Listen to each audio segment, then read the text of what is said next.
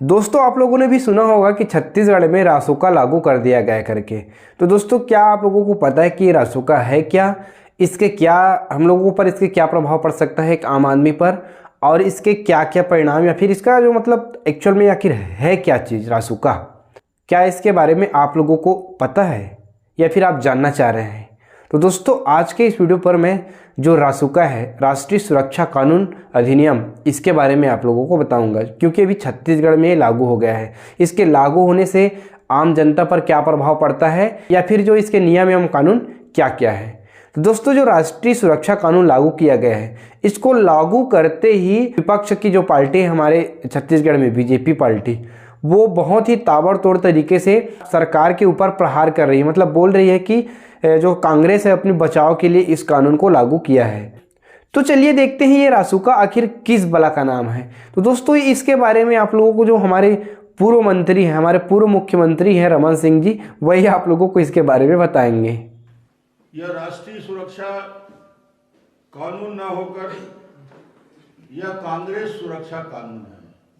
कांग्रेस को सुरक्षा देने के लिए कानून बनाया गया। मैं सीधा आरोप लगा रहा हूं, ये कांग्रेस सुरक्षा कानून है। रासुका में जो प्रावधान है, किसी भी समय पुलिस को इतनी शक्ति दिया जा रहा है, किसी व्यक्ति को गिरफ्तार कर 1 साल के लिए बिना कारण बताए जेल में डाल सकता है, जमानत नहीं होगी। वो मीडिया कर्मी हो, राजनीतिक दल का कार्यकर्ता हो, आंदोलन करने वाले कर्मचारी अधिकारी हो, या जो कांग्रेस जिसको निशाना बनाना चाहती है वो तत्व हो। कांग्रेस ने फिर से एक बार आपातकाल लगाने की साजिश की है मित्रों। पहले सांप्रदायिक तुष्टीकरण की राजनीति के तहत धर्मांतरण को बढ़ावा देने की साजिश किया। ये जो अधिनियम जारी किया गया है उसके लिए कंडीशन दिया गया है, असामान्य परिस्थिति में उठाए गए कदम।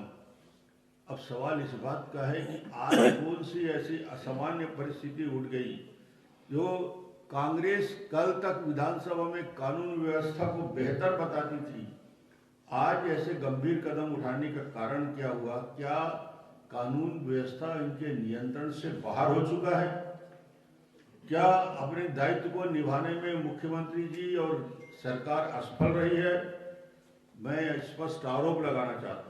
अच्छा, ये प्रभाव पड़ेगा रासुका जो कानून लागू होगा। तो बढ़िया बताए रमन सिंह जी आपने, तभी आप लोगों का थोड़ा चल रहा है, आप लोगों को अभी थोड़ा मुद्दा मिल गया है थोड़ा बहस करने के लिए, बोलने के लिए, अन्यथा आप लोगों के पास तो कोई मुद्दा है ही नहीं। चलिए एक और वीडियो आप लोगों को दिखाते हैं जिसमें रमन सिंह जी कहाँ गए पता है? जो अभी हड़ताल कर रहे हैं, धरना दे रहे हैं ना, हमारे जो आउटसोर्सिंग एम्प्लॉय या नियमित कर्मचारी, वहाँ पर गए हैं। शर्म नहीं आते भाई राजनेता लोग को, जबकि खुद उन लोग के काल में किसी को नियमित नहीं किए और अभी जो होशियारी मारने के लिए धरना स्थल पर गए। चल खैर गए हैं तो कुछ कुछ बोले हैं, उसको भी देख लेते हैं। रासुका कानून के संबंध में बोले हैं तो चलो उसको भी देख लेते हैं, वहाँ से भी हम लोगों को पता चल जाएगा कि ये रासुका कानून है क्या।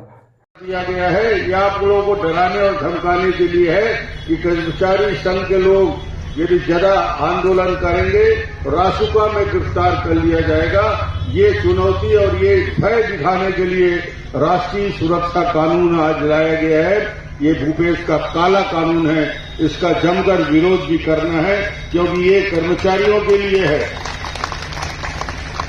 ये प्रेस मीडिया को लिए है, यह राजनीतिक दल के लोगों के लिए है, सामाजिक क्षेत्र में काम करने वालों के लिए रासुका लगाया गया है।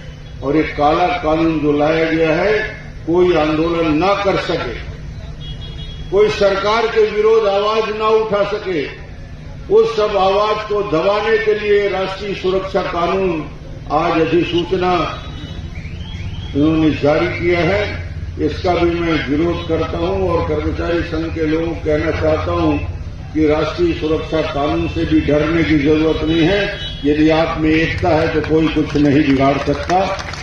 तो देखा दोस्तों कैसे रमन सिंह जी यहाँ पर आए हैं अपना राजनीतिक तवा में अपना रोटी सेकने के लिए। तो इस प्रकार से राजनीतिक किया जाता है। चलिए तो हो गई रमन सिंह जी की बातें, विपक्ष की बातें। अब इसके संबंध में भूपेश बघेल जी क्या बोल रहे हैं उसको देखते हैं, उसके क्या विचार हैं, उसके क्या इस पर अपना मतलब क्या भी पक्ष रख रहे हो अपना इस पर, चलिए उसको देखते हैं। अरुण साहु जी वकील हैं, रमन सिंह 15 साल मुख्यमंत्री रहे हैं। रासुका केंद्र सरकार का कानून है और हर 6 महीने एक निश्चित अंतराल में उसको रिन्यूअल करते हैं। तो उनके कार्यकाल में हुआ, पहली बार हो रहा है क्या? 4-6 महीने कुछ अंतराल रहता, मुझे तो जानकारी भी नहीं थी, मैं भी पूछ रहा था भाई कि क्योंकि उस दिन भी कुछ पत्रकार पूछ रहे थे तो मुझे जानकारी थी नहीं। और ये अपने आप रिन्यूअल होते रहता है, 6 महीने के अंतराल में फिर से देते हैं और हर प्रदेश में होता है। कौन से प्रदेश में नहीं हुआ है बताइए? इनके भारतीय जनता पार्टी शासनकाल में शासित राज्यों में नहीं है क्या? क्योंकि केंद्र का कानून है और उसको हर 6 महीने में डीएम को ये अधिकार दिया जाता है, तो उसी तहत दिया गया है। तो इसमें हाय तौबा क्यों मचा रहे हैं भाई? ये लोगों के बीच में भ्रम फैलाने, यही मैं कह रहा हूँ कि ये भारतीय जनता पार्टी हर वो चीज़ को लोगों के बीच में ऐसे परोसना चाहते हैं जैसे कोई पहली बार हो रहा है, नया हो रहा है।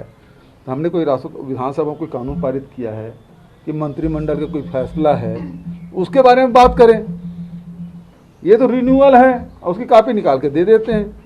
दिसंबर में हुआ, अरे दिसंबर तो 6 महीने पूरा हुआ, कर दिए रूटीन में, तो उसमें है तो मजा। मतलब इनके पास कोई मुद्दा रहा नहीं है, तो ऐसे कुछ चीज़ें ला दें जिसके बारे में न जानते हों और उसके माध्यम से बोलेंगे देखो तुम्हारे खिलाफ रासुका लगा रहे हैं।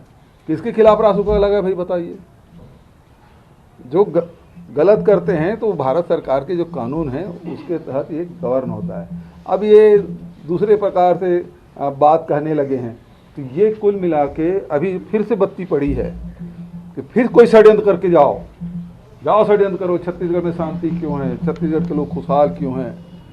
छत्तीसगढ़ में अमन चैन क्यों है? सब वर्गों में समृद्धि कैसे आ रही है? ये भारतीय जनता पार्टी बिल्कुल पच ही नहीं रहा है और इस कारण से नए नए शिगुफा, नए नए षड्यंत्र इस प्रकार से काम कर। क्या काका आप भी मुख्यमंत्री होकर ऐसी बात करते हो? भाई बीजेपी ने जो किया सो किया, अगर उसने गलत किया तो आपको सुधारना चाहिए, वैसा चीज़ नहीं करना चाहिए। तो आप भी उसी काम को कर रहे हो, मतलब आप लोगों का भी जाने का समय आ गया लगता है, क्योंकि आप लोगों को डर है। नियमित कर्मचारियों को आप लोगों ने अभी तक नियमित नहीं किया है, इसलिए आप लोग ये रासुका कानून, राष्ट्रीय सुरक्षा कानून जो भी एंडे वैंडे लगा रहे हो। ठीक कर रहे हैं बीजेपी वाले भी, क्योंकि जो उसको मौका मिला है उसको तो फ़ायदा लेगा ही। खैर समझ नहीं आता भाई, राजनीतिक के चक्कर में कुल मिला के आम जनता को पिसाना पड़ता है।